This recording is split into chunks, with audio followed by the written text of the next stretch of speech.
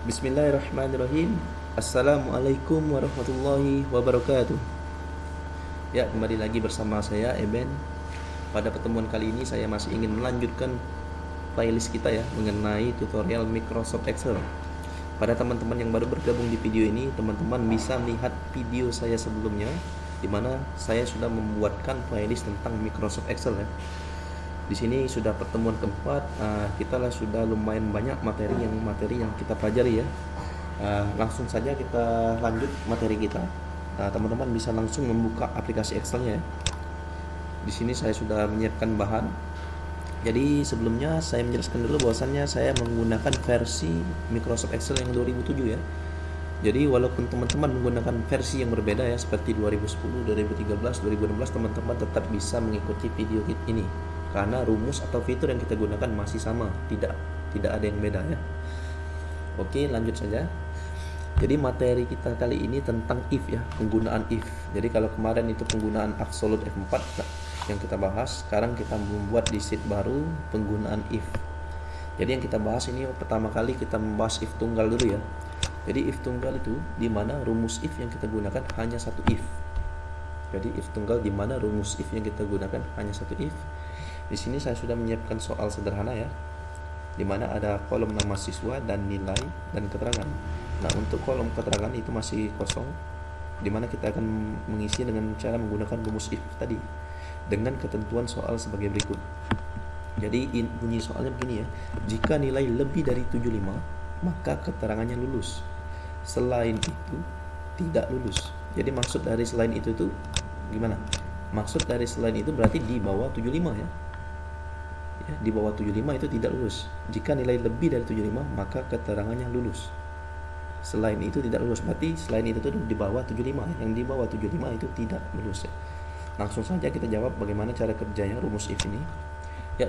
Selalu dimulai dengan sama dengan ya, sama dengan, kemudian kita menggunakan rumus if tekan tab atau buka kurung, kemudian kita baca soalnya. Jika nilai, berarti sel acuannya nilai. Pada saat ini kita mau mencari nilai B ini dulu ya. Jika nilai, kita sel acuannya nilai, kita arahkan ke nilai berarti lebih dari 75. Nah, lebih dari 75, tanda lebih dari begini ya pada komputer ini. Tanda lebih dari ini ya. Di kita pelajari di sekolah juga itu lebih dari ya. Seperti ini, kalau begini kurang dari ya. Jadi kita mengikuti soal dulu. Lebih dari 75. Oke, kita buat 75. Karena dia angka, jadi kita tidak usah mengasih kutip 2. Nanti kita lihat contoh berikutnya lah. Maka itu kita identikan dengan titik koma. Cara menghafalnya kayak gitu. Jadi maka kita identikan dengan titik koma. Maka keterangannya lulus. Oke, karena lulus itu huruf, sifatnya kita menggunakan kutip. Lulus. Ditutup kutip juga. Selain itu juga kita identikan dengan titik koma. Perhatikan itu titik koma bukan titik 2 ya.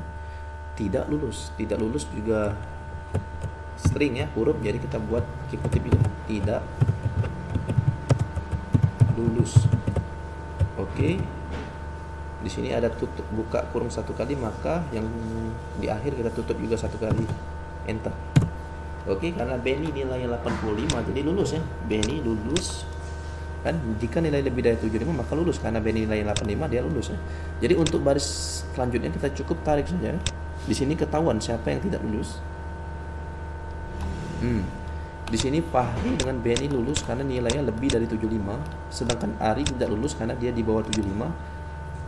Ari tidak lulus ya, dan Ari tidak lulus juga karena Ari nilainya 75, pas ya. Nah, Puja 65 tidak lulus, 80 lulus. Nah, di sini kenapa Ari tidak lulus ya, padahal dia 75. Jadi kalau bunyinya soalnya kayak gini, jika nilai lebih dari 75 berarti 76 ke atas yang lulus. Nah, tapi kalau soalnya berbeda, kita rubah rumus dari awalnya. Jadi misalnya jika nilai lebih dari sama dengan 75. Nah, kalau bunyi soalnya begini, jika nilai lebih dari sama dengan 75 maka lulus, selain itu tidak lulus. Kita lihat hasilnya ya, Benny tetap lulus ya. Maka Ari pun ini lulus juga. Lulus. Ya, jadi itu perbedaan dari lebih dari dengan kurang dari. Pada saat lebih dari dengan lebih dari sama dengan. Di sini saya sudah buatkan perbedaannya ya. Jadi yang kita gunakan itu operator perbandingan. Operator perbandingan pada kasus kita soal ini ya lebih dari ya. Kita ubah lagi soalnya ini bukan lebih dari sama dengan, lebih dari. Lebih dari. Ya. Kita lihat, jadi yang kita gunakan pada soal tadi kita menggunakan operator perbandingan. Operator perbandingan itu ada apa saja ini? Kita lihat. Yang pertama sama dengan, ya artinya sama dengan ya. Kalau seperti ini kurang dari dan lebih dari artinya tidak sama dengan. Nah, kalau logo seperti ini artinya berarti lebih dari. Kita sudah tahu, teman-teman sudah tahu yang barusan kita coba. Logo seperti ini artinya kurang dari. Nah, tapi kalau ada sama dengannya berarti artinya lebih dari sama dengan. Ini berbeda ya. Ini sifatnya berbeda dengan yang ini. Begitu juga ini juga berbeda ya. Lebih dari dengan lebih dari sama dengan itu berbeda. Bedanya gimana? Ini saya sudah buat contoh kan. Jadi misalkan ini lebih dari 70. Kalau lebih dari 70 berarti 71 ke atas dihitung. Dimulai dari 71 ke atas. 71, 72, 73, 74, 75 itu ya. Lebih dari 70. Nah, kalau lebih dari sama dengan 70 dimulai dari 70. Jadi angka 70 ini termasuk 70, 71, 72, 73 ke atas berarti. Begitu juga dengan yang kurang dari. Kalau kurang dari 70 berarti 69 ke bawah. 69, 68, 67, 66, 65, 64. Nah, di sini kurang dari sama dengan 70. Kalau kurang dari sama dengan 70 berarti 70 ini termasuk dimulai dari 70 ke bawah, 70 ke bawah. 70, 69, 68, 67, 66, 65 ya. Mudah-mudahan teman-teman sudah paham ya perbedaan dari lebih dari dan lebih dari sama dengan, kurang dari dan kurang dari sama dengan ya.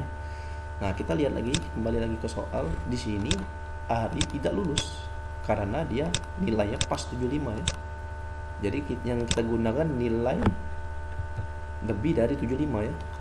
Jadi Ari Nopiansa itu tidak lulus, kecuali kalau ketentuan soalnya berbeda. Jika nilai lebih dari sama dengan 75 maka Pak Ari ini lulus.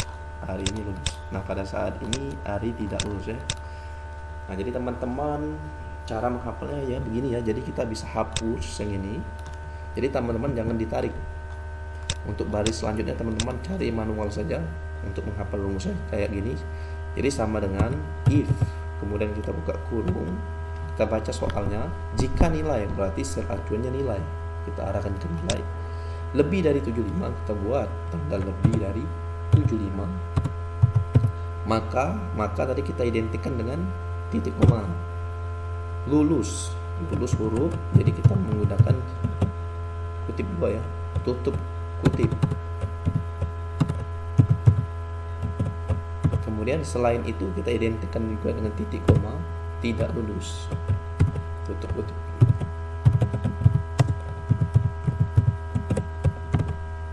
Tutup kurung, enter. Ya, sekali lagi kita contoh lagi sama dengan if, baca lagi soalnya jika nilai berarti sel acuannya nilai. Jadi hanya saja nilai yang kita sorot nilai Aris bukan nilai Fahri dengan Beni, karena Fahri dengan Beni sudah selesai kan.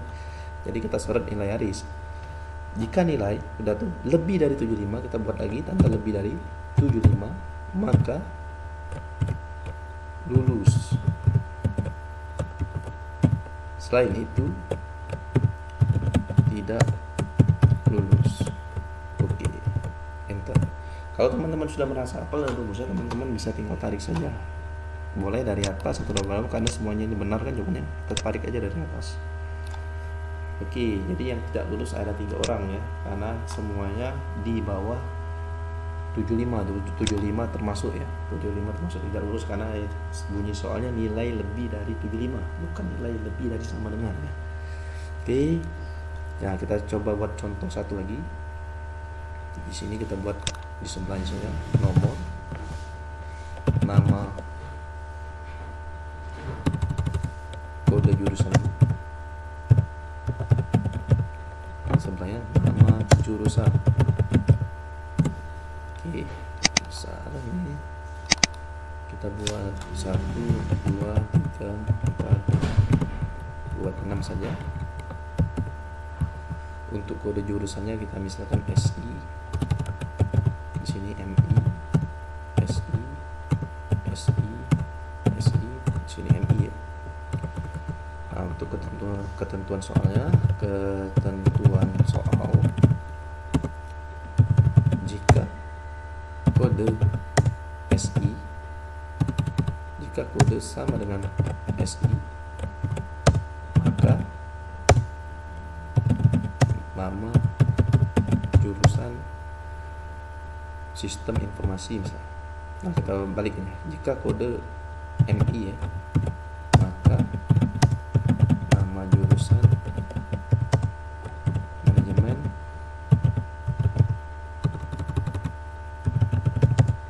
informatika.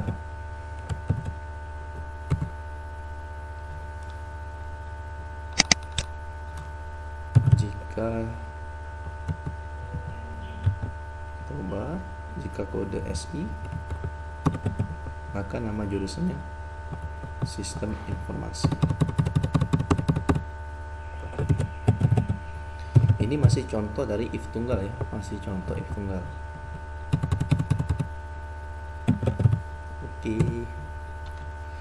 Nah, di sini saya sudah membuatkan tabel ya, tabel tentang kode nama jurusan ya, nama jurusan. Kalau tadi nilai siswa, di sini nama jurusan. Dimana ketentuan soalnya untuk kolom nama jurusan ini masih belum terisi ya, kita isi dengan menggunakan rumus nanti ya. Dimana ketentuan soalnya, jika kode jurusan, misalnya jika kode jurusannya itu MI, maka nama jurusannya manajemen informatika. Jika kode jurusannya SI, maka nama jurusannya sistem informasi ya. Jadi soalnya sama ya, jadi menggunakan if tunggal masih. Yang if yang digunakan itu if tunggal ya masih ya, masih bisa digunakan if tunggal. Caranya selalu diawali dengan sama dengan if, buka kurung, kemudian kita baca soalnya. Jika kode, ini maksudnya kode jurusan, jika kode sama dengan MI berarti sel acuannya kode. Jika kode berarti sel acuannya kode. Kita arahkan ke kode. Nah, kemudian kita baca lagi soalnya sama dengan MI. Nah, berarti operator yang kita gunakan sama dengan operator perbandingan yang kita gunakan sama dengan MI. MI itu merupakan huruf, jadi kita pakai kutip. Maka kita identikan dengan titik koma sebelumnya itu nama jurusannya manajemen informatika, kita pakai kutip karena itu huruf ya. Selain itu sistem informasi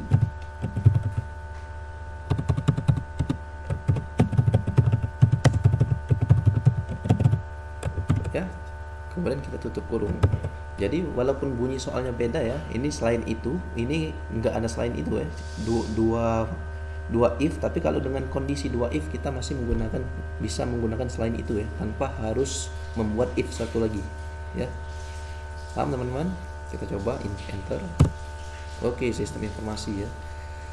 Kemudian untuk baris kedua kita tarik saja.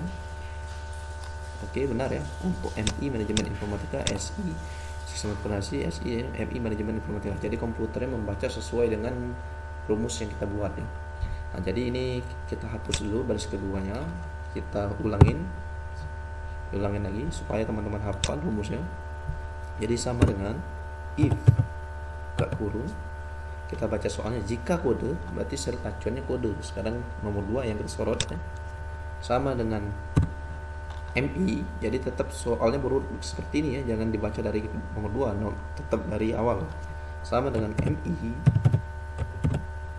maka manajemen informatika.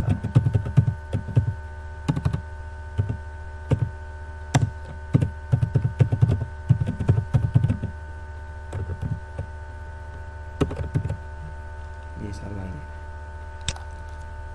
Maka manajemen informatika, selain itu sistem informasi.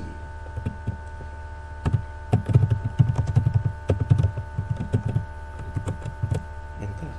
Oke, karena dia MI jadi manajemen informatika ya.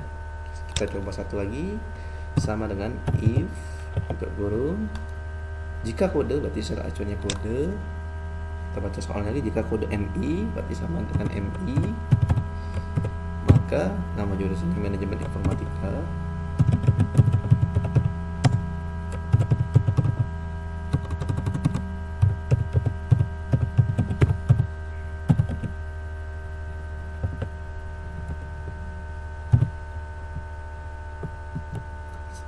Selain yaitu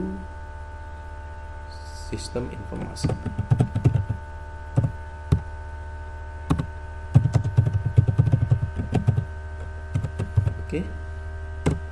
Oke, benar ya, SI ya.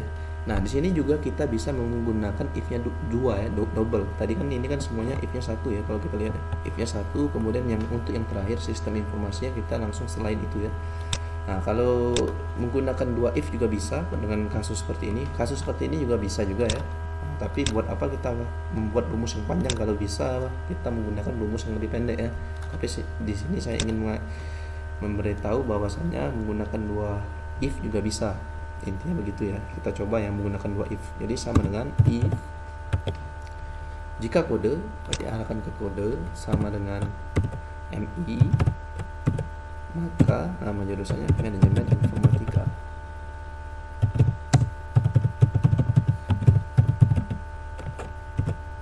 Kemudian titik koma lagi. Titik koma ini kalau yang baris sebelumnya itu kita maksudnya selain itu ya, di sini kita anggap penutup pernyataan pertama ya, soal pertama. Kemudian kita lanjut yang soal kedua ya, berarti kita mulai lagi if lagi berarti. Jadi klik lagi sel kodenya yang nomor 4 ini ya, klik lagi password sama dengan SI. Sekarang kita buat sistem informasi.